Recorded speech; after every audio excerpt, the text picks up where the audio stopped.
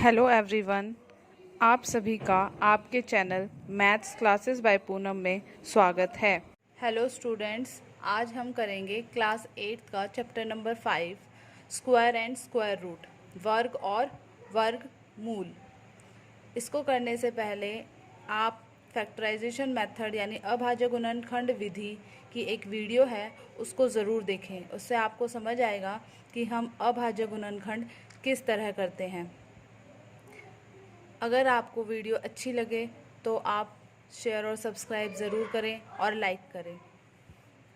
तो स्टार्ट करते हैं हमारा वर्ग और वर्गमूल, स्क्वायर और स्क्वायर रूट।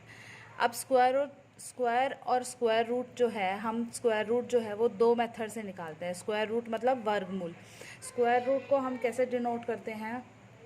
स्क्वायर रूट को हम डिनोट करते हैं इस सिंबल से। स्क्वायर रूट को हम डिनोट करते हैं सिंबल, दिस सिंबल से। और इसको निकालने के दो मेथड होते हैं, एक फैक्टराइजेशन मेथड होता है, एक डिवीज़न मेथड होता है। इससे पहले हमें पता होना चाहिए स्क्वायर्स का। 1 से लेकर 20 तक के स्क्वायर्स हमें याद होने चाहिए, क्योंकि वो बहुत यूज़फुल हैं और बहुत जगह यूज़ होते हैं। तो 1 से लेकर 20 तक आप स्क्वायर्स ज़रूर याद करें पहले। तो पहले हम स्क्वायर्स करेंगे इसके, फिर आगे करेंगे हम। तो सबसे पहले हम करेंगे स्क्वायर्स। देखो 1 का स्क्वायर हम किस तरह से सॉल्व करते हैं? 1 का स्क्वायर का मतलब होता है 1 को 2 बार लिखना, 1 को 2 बार मल्टीप्लाई करना। ये हो गया 1। 2 का स्क्वायर का मतलब क्या होता है? 2 को 2 बार लिखो और बीच में मल्टीप्लाई का साइन लिखना है। 2 2 ज़ा 4। फिर 3 का स्क्वायर मतलब 3 इंटू 3 लिखना है, 3 3 ज़ा 9। 4 का स्क्वायर मतलब 4 4 ज़ा 16। 5 का स्क्वायर मतलब 5 5 ज़ा 25। 6 का स्क्वायर मतलब 6 6 ज़ा 36।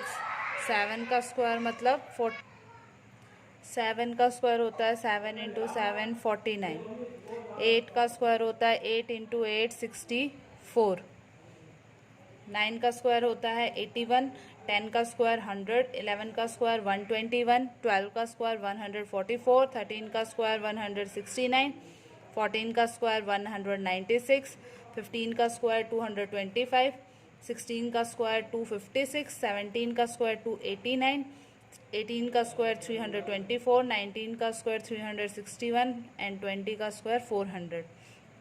तो इस तरह से पहले हम सारे 1 से लेकर 20 तक के स्क्वायर्स को याद करेंगे। अब हम सॉल्व करते हैं फर्स्ट मेथड, फैक्टराइजेशन मेथड, अभाज्य गुणनखंड विधि। किस तरह से हम फैक्टराइजेशन मेथड से 729 एंड 9604 का स्क्वायर रूट निकालते हैं, वर्गमूल निकालते हैं। तो सबसे पहले फैक्टराइजेशन मेथड होता है अभाज्य गुणनखंड विधि, जिसे इस तरह से हम करेंगे। तो पहले 729 का अभाज्य गुणनखंड कर लें, फैक्टराइजेशन कर लें। तो यहाँ से शुरू करते हैं। 2 की टेबल में नहीं आएगा क्योंकि जो लास्ट डिजिट है वो 9 है। तो 3 से करते हैं। 3 2 ज़ा 6, 3 4 ज़ा 12, 3 3 ज़ा 9। उसके बाद फिर से 3 की टेबल में जा रहा है। 3 8 ज़ा 24, 3 1 ज़ा 3। फिर से 3 में जाएगा।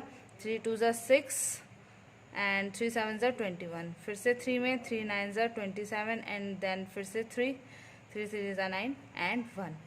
अब हम 729 को कैसे लिख सकते हैं?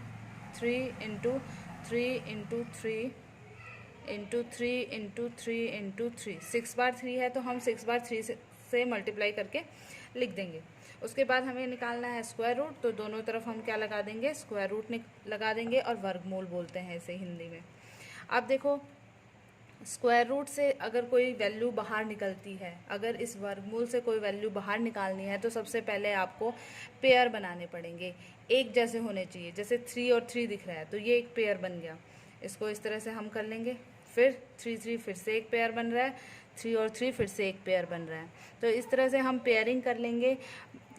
आपका 3 और 3 सेम होना चाहिए। ऐसा नहीं होना चाहिए कि एक जगह आपका 2 है और एक जगह आपका 3 है, उसका पेयर बन गया। नहीं, आपके जो नंबर्स हैं वो इक्वल होने चाहिए, सेम होने चाहिए, तभी हम उनका पेयर बना सकते हैं।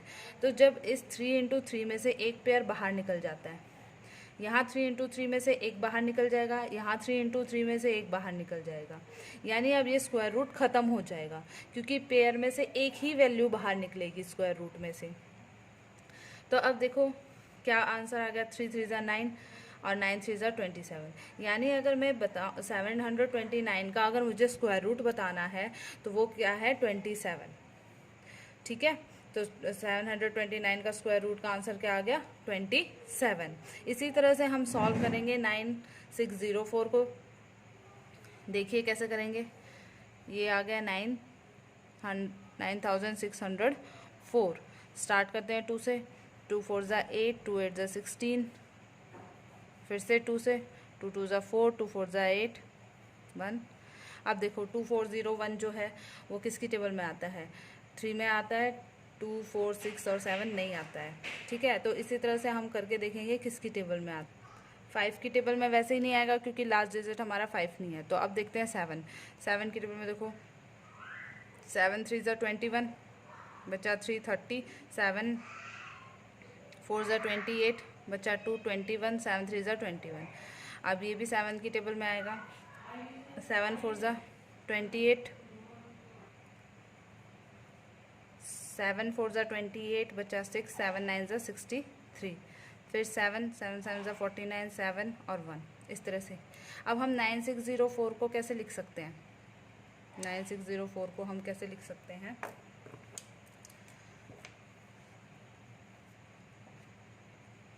ये देखो इस तरह से हम लिख सकते हैं, 2 × 2 × 7 × 7 × 7 × 7, और दोनों तरफ स्क्वायर रूट लगा देंगे क्योंकि मुझे 9604 का जो है वो स्क्वायर रूट निकालना है, वर्गमूल निकालना है।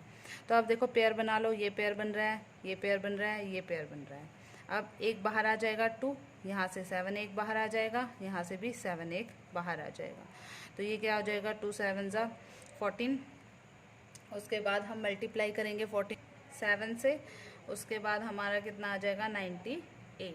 यानी 9604 का जो स्क्वायर रूट निकालेंगे उसका आंसर क्या होगा, 98 होगा।